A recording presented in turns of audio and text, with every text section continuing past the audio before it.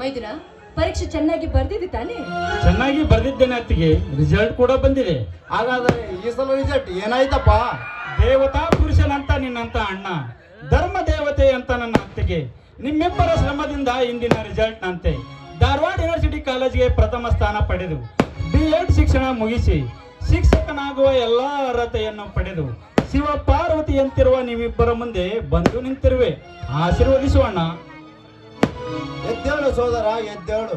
ಬಡ ಕುಟುಂಬದಲ್ಲಿ ಜನಿಸಿದ ಕುವರ ನೀನಾದರೂ ಕುಬೇರನಾಗೋ ಕಾಲ ಬಂದಾಯ್ತಪ್ಪ. ಕೋಟ್ಯಾಧಿಪತಿಯ ಕುಬೇರನಾಗಬೇಕೆಂಬ ದುರಾಲೋಚನೆ ನನಗೆಲ್ಲ ಅಣ್ಣ. ಕೂಲಿ ನಾಲಿ ಮಾಡಿ ಬದುಕುತ್ತಿರುವ ನನ್ನಂತ 4-5 ಜನ ಬಡ ಮಕ್ಕಳಿಗೆ ವಿದ್ಯಾಭ್ಯಾಸ ಕಲಿಸಿದರೆ ಅವರ ಪ್ರೀತಿ ಆರೈಕೆನೇ ನನಗೆ ಸಿರಿ ಸಂಪತ್ತು. ಆಶೀರ್ವದಿಸುವತ್ತಿಗೆ. ಎದ್ದೇಳು ಮೈದುನ, ಎದ್ದೇಳು. ನೀನು ಶಾಲೆ ಕಲಿಸಿದ್ದಕ್ಕೂ ನಮ್ಮ ಜನ್ಮ ಸಾರ್ಥಕವಾಯ್ತು ಕಣ. ಇರಲಿ ಅತ್ತಿಗೆ, ಹಿಂದೇಕೋ ಅಣ್ಣನ ಮುಖ ಕಂದು ಕಪ್ಪಾಗಿದೆ. ಯಾಕಣ್ಣ, ಮೈಯಲ್ಲಿ ಹುಷಾರಿಲ್ಲವೇ? ಹುಷಾರಾಗಿದ್ದೇನೆ ಸೋದರ. ಬಿಸಿಲಿನಲ್ಲಿ ಹೊಲದಲ್ಲಿ ಕೆಲಸ ಮಾಡಿ ಹೀಗೆ ಬಂದ್ವಿ, ಅದಕ್ಕೆ ಸ್ವಲ್ಪ ಮುಖ ಸಪ್ಪಾಗಿದೆಯಪ್ಪ. ಈಗೋ ಹಾಗಾದರೆ ಸಿಡಿಗಾಗಿ ಸಿಡಿಗೆದ್ದ ಶಿವನಾಗ, ಎಲ್ಲಿ ಒಕ್ಕ ಪುಂಡವಲಿ, ಕುರುಬ ಹಚ್ಚಿದ ಕುಂಕುಮ, ಸೋಲಿಲ್ಲದ ಸಿಂಧೂರ ಲಕ್ಷ್ಮಣ, ರೌಡಿ ರಾಜ್ಯದಲ್ಲಿ ಸಿಡಿಗೆದ್ದ ಕ್ರಾಂತಿಗಿರಿ ಸಂಗೊಳ್ಳಿ ರಾಯಣ್ಣ, ಕೈ ಇಟ್ಟ ಮುತ್ತೈದ ಎಂಬ ನಾಟಕದ ನಾಯಕನ ನನ್ನ ಜಮದಗ್ನಿ ಎಲ್ಲಿ ಹೋಗಿರುವನು?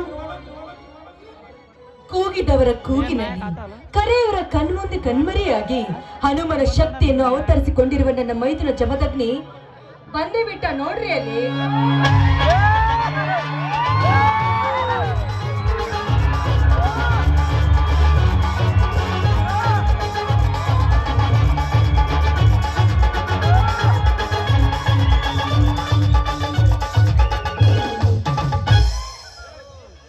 ಅಣ್ಣ, ಹತ್ತಿಗೆ ಬಾ ಮೈದುನ, ಈಗ ಬಂದೇನಪ್ಪ? ಹೌದತ್ತಿಗೆ, ಈಗ ಬಂದೆ.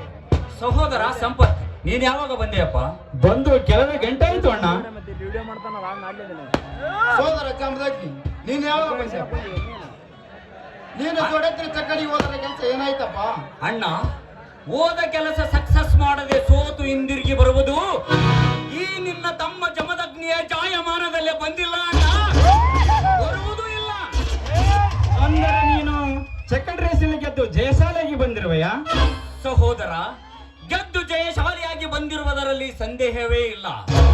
ಪ್ರತಿ ವರ್ಷದಂತೆ ಈ ವರ್ಷವೂ ಕೂಡ ಶ್ರೀರಾಮಲಿಂಗೇಶ್ವರನ ಜಾತ್ರೆಯ ನಿಮಿತ್ತವಾಗಿ ಏರ್ಪಡಿಸಿರುವ ಜೋಡೆತ್ತಿನ ಚಕ್ಕಡಿ ರೇಸಿನಲ್ಲಿ ನಾ ಸಾಕಿದ ನನ್ನೆರಡು ಎತ್ತುಗಳು ಸುತ್ತ ತಳ್ಳಿಯ ಒಡೆಯನಾಗಿರುವ ದೇಸಾಯಿಗೌಡನ ಎತ್ತುಗಳನ್ನು ಕಡೆಗೆತ್ತು ತಂದಿವೆ ಬಹುಮಾನವನ್ನು. ಆಶೀರ್ವದಿಸುವತ್ತಿಗೆ. ಎದ್ದೇಳಪ್ಪ ಮೈದುನ, ಎದ್ದೇಳು. ನೀನ್ ಯಾವಾಗ್ಲೂ ಗೆಲುವಿನ ಸರ್ದಾರನ ಆಗಿರ್ಬೇಕೆನ್ನುವುದೇ ನಮ್ಮೆಲ್ಲರ ಆಸೆ ಕಣೋ. ಹತ್ತಿಗೆ, ಆ ನಿಮ್ಮ ಆಶಾ ಗೋಪುರದ ಕನಸನ್ನ ಈಡೇರಿಸುತ್ತೇನೆ.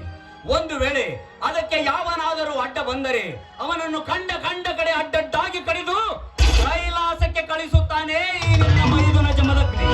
ಜಮದಗ್ನಿ, ಒಂದು ವೇಳೆ ಯಾವನಾದರೂ ನಮ್ಮ ಮನೆತನದ ಕಡೆ ಕೈ ಮಾಡಿ ತೋರಿಸಿ ಕಣ್ಣು ಮಿಟಕಿಸಿ ಹೊರಳಿ ನೋಡಿ ನಮಗೆ ಕೆಟ್ಟ ನುಡಿಗಳನ್ನಾಡಿದರೆ?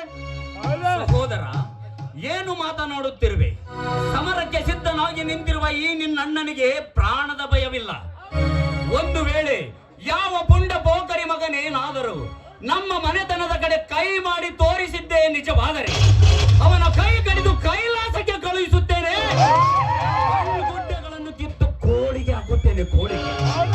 ಅಷ್ಟೇ ಅಲ್ಲ, ಈ ಜಗದಲ್ಲಿ ನಾವೇ ಗಂಡುಗಲಿಗಳು, ನಾವೇ ಪುಂಡ ಪುರುಷರು ಎಂದು ಮೆರೆದಾಡುತ್ತಿರುವ ಸೊಕ್ಕಿನ ಶ್ರೀಮಂತರ ಪಾಲಿಗೆ ಕರಿಗಾಳಿಂಗ ಸರ್ಪ ನಾನಾಗದಿದ್ದರೆ ನನ್ನ ಹೆಸರು ಗಂಡುಗಲೇ ವೀರ ಜಮದಗ್ನಿಯಲ್ಲ.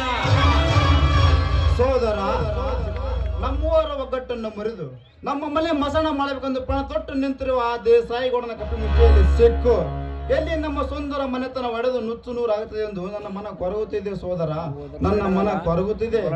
ಅಣ್ಣ, ಆ ದೇಸಾಯಿ ಗೌಡನಿಗೆ ಎದರಿ ಕೊರಗದಿರು ಅಣ್ಣ, ಕೊರಗಿ ಸಣ್ಣ ಆಗದಿರು. ಜೋಡು ಹುಲಿಗಳಂತಿರುವ ಈ ನಿನ್ನ ತಮ್ಮಂದಿರು ಇನ್ನು ಜೀವಂತವಾಗಿರುವವರೆಗೂ ನಿನ್ನ ಒಂದು ಕೂದಲನ್ನು ಕೊಂಚಾಗದಂತೆ ನೋಡಿಕೊಳ್ಳುತ್ತೇವೆ. ಬಂಡಾಯ ಎಬ್ಬಿಸಿದ ಆ ದೇಸಾಯಿ ಗೌಡನ ಬುಡ ನೋಡಿ ಕಡಿದು ಗೌಡ ಗದ್ದಲದಲ್ಲಿ ಗೆದ್ದ ನಿಲ್ಲುವೆ ಈ ಸಮಾಜದಲ್ಲಿ. ಜಮದಗ್ನಿ, ದೇವರ ಆಟ ಬಲ್ಲವರ್ಯಾರು. ಒಂದು ವೇಳೆ ಈ ಮನೆಯ ಮಹಾಲಕ್ಷ್ಮಿ ಸತ್ಯವಂತ ನನ್ನ ಅತ್ತಿಗೆಗೆ ಸತ್ವ ಪರೀಕ್ಷೆ ಆಗುವ ದುರ್ಗತಿಗೆ ಸಮಯ ಬಂದರೆ? ಸಹೋದರ ಸಂಪತ್, ಇವಳು ಅಂತಿಂತ ಅತ್ತಿಗೆ ಅಲ್ಲಪ್ಪ, ಸತ್ತ ಗಂಡನನ್ನೇ ಮರಳಿ ಪಡೆದ ಸತಿ ಸಾವಿತ್ರಿ, ರೆಡ್ಡಿ ಕುಲದ ನಿವಾರಣೆಯಾದ ಹೇಮರೆಡ್ಡಿ ಮಲ್ಲಮ್ಮ. ತನ್ನ ಹಸುಗೂಸನ್ನೇ ತುಂಡು ತುಂಡಾಗಿ ಕತ್ತರಿಸಿದರು.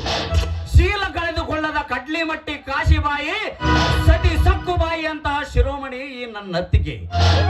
ಒಂದು ವೇಳೆ ಈ ನನ್ನತ್ತಿಗೆಗೆ ಸತಿ ಸತ್ವ ಪರೀಕ್ಷೆ ನಡೆದದ್ದೇ ನಿಜವಾದರೆ, ನಿಜ ಹುತ್ತದಲ್ಲಿ ಕೈ ಹಾಕಿ ನಿಜ ನಾಗರವನ್ನು ಎತ್ತಿ ಹಿಡಿದು ಈ ಲೋಕಕ್ಕೆ ಸಾರಿ ಸಾರಿ ಹೇಳುತ್ತಾಳೆ, ನಾನು ಪವಿತ್ರಳು ಎಂದು.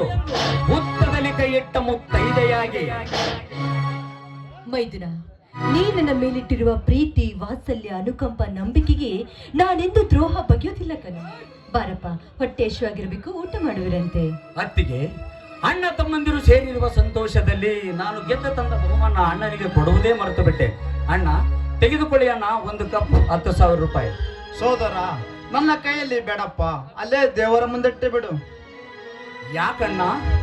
ಈ ನಿನ್ನ ತಮ್ಮ ಜಮದಗ್ನಿ ಜೋಡೆತ್ತಿನ ಚಕ್ಕಡಿ ರೇಷಿನಲ್ಲಿ ಗೆದ್ದು ಬಂದಿರುವುದು ನಿನಗೆ ಸಂತೋಷವಿಲ್ಲವೇ? ಸಂತೋಷವಿಲ್ಲ ಒಂದು ಯಾವ ಮನಸ್ಸಿನಿಂದ ಹೇಳಲ್ಲಪ್ಪ. ಸಂತೋಷವಿದೆ, ತುಂಬಾ ಸಂತೋಷವಿದೆ. ಆದರೆ ಎನ್ನುವ ನಿಟ್ಟುಸಿರಿನ ಮಾತೆ ಕಣ್ಣ. ತೆಗೆದುಕೋ ಅಣ್ಣ ಜಮದಗ್ನಿ ತಂದ ಬಹುಮಾನವನ್ನು. ಯಾವ ಕೈಯಿಂದ ತೆಗೆದುಕೊಳ್ಳಲಪ್ಪ, ಯಾವ ಕೈಯಿಂದ ತೆಗೆದುಕೊಳ್ಳಲಿ? ಅಂದರೆ ನನ್ನ ನಿನ್ನ ಮಾತಿನ ಅರ್ಥ? ಸಂಪತ್, ಎಂದು ಹೊಲದಲ್ಲಿ ಆ ದೇಸಾಯಿ ಗೌಡ. ಅಣ್ಣ, ಇಂದು ಹೊಲದಲ್ಲಿ ಆ ದೇಸಾಯಿ ಗೌಡ ನಿನ್ನ ರುಂಡ ತೆಗೆಯುತ್ತೇನೆಂದು ಬೊಗಳಿದರೆ, ಇಲ್ಲ ಶಿರ ಹರಿದು ರಕ್ತ ಕುಡಿಯುತ್ತೇನೆಂದು ಬೊಗಳಿದ್ದಾನೆ. ಹೇಳಣ್ಣ, ಹೇಳು, ಏನಾಯ್ತೆಂದು? ಮೌನವಾಗಿ ನಿಲ್ಲಬೇಡಣ್ಣ ಈ ವಿಷಯದಲ್ಲಿ. ಅತ್ತಿಗೆ, ನೀವಾದರೂ ಹೇಳಿ ನಿಜ ಸಂಗತಿ ಏನಿದೆ ಎಂದು. ಮೈದುನ, ಅದು ನುಡಿಯದಿರು ಶಬರಿ, ನುಡಿಯದಿರು. ನನ್ನ ತಮ್ಮಂದಿರ ಮುಂದೆ ನಿಜ ಸಂಗತಿಯನ್ನು. ಅತ್ತಿಗೆ, ನೀವೀಗ ನಿಜ ಸಂಗತಿ ನುಡಿಯದಿದ್ದರೆ ನೀವು ದಿನಾಲು ಪೂಜಿಸುತ್ತಿರುವ ಶ್ರೀ ರಾಮಲಿಂಗೇಶ್ವರನ ಮೇಲೆ ಆಣೆಯಾಗಿದೆ.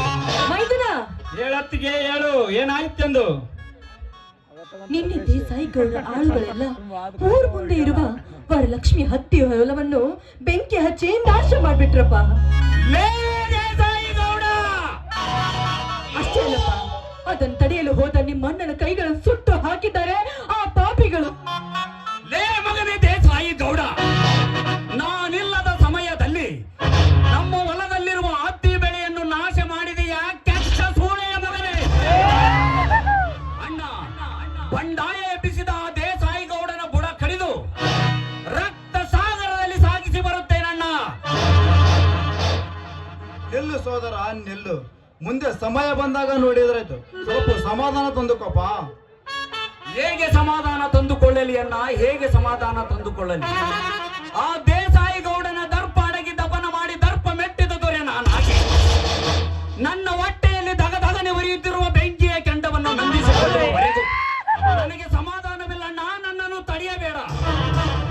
ಜಮದಗ್ನಿ, ಸಿಟ್ಟು ಸುಟ್ಟಿತು, ಶಾಂತಿ ಕೊಟ್ಟಿತು, ಕೇಳಿಗೊಂದು ಜೀವನವೇ ಅರ್ಥವಾಗೋದಿಲ್ಲ.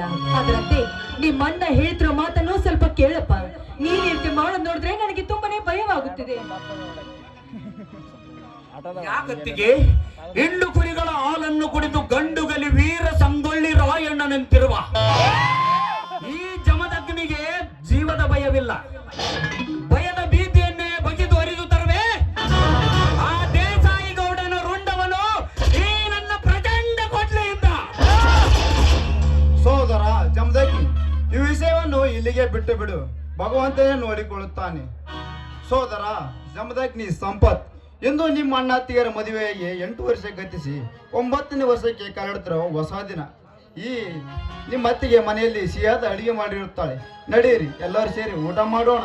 ಅಣ್ಣ, ಅತ್ತಿಗೆ, ನಿಮ್ಮಿಬ್ಬರಿಗೂ ಮದುವೆ ವಾರ್ಷಿಕೋತ್ಸವದ ಆರ್ಥಿಕ ಶುಭಾಶಯಗಳು. ಇಂದು ನೀವು ಮದುವೆಯಾಗಿ 8 ವರ್ಷ ಗತಿಸಿ 9ನೇ ವರ್ಷಕ್ಕೆ ಕಾಲಿಡುತ್ತಿರುವ ಶುಭ ದಿನ. ಇಂದು ನಮ್ಮ ಮನೆಯಲ್ಲಿ ಆಡಿ ನೆಲಿದು ಹಂಚಿಕೊಳ್ಳೋಣ. ನಂತರ ಆ ದೇಸಾಯಿಗೌಡನನ್ನು ವಿಚಾರಿಸಿಕೊಂಡರೆ ಆಯಿತು.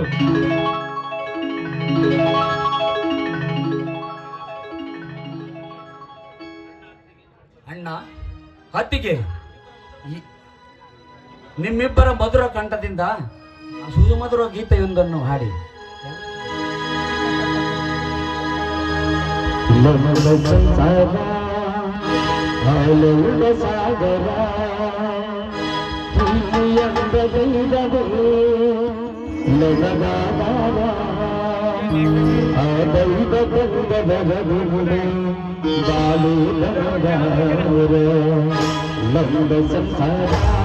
ಆನಂದ ಸಾಗರ, ನಂದ ಸಂಸಾರ ಆನಂದ ಸಾಗರ, ಪ್ರೀತಿಯಂತ ದೈವವೇ ಜಗದಾಧಾರ, ಆನಂದ ಸಂಗಮದಿಂದ ಮಾಡುವುದವರು.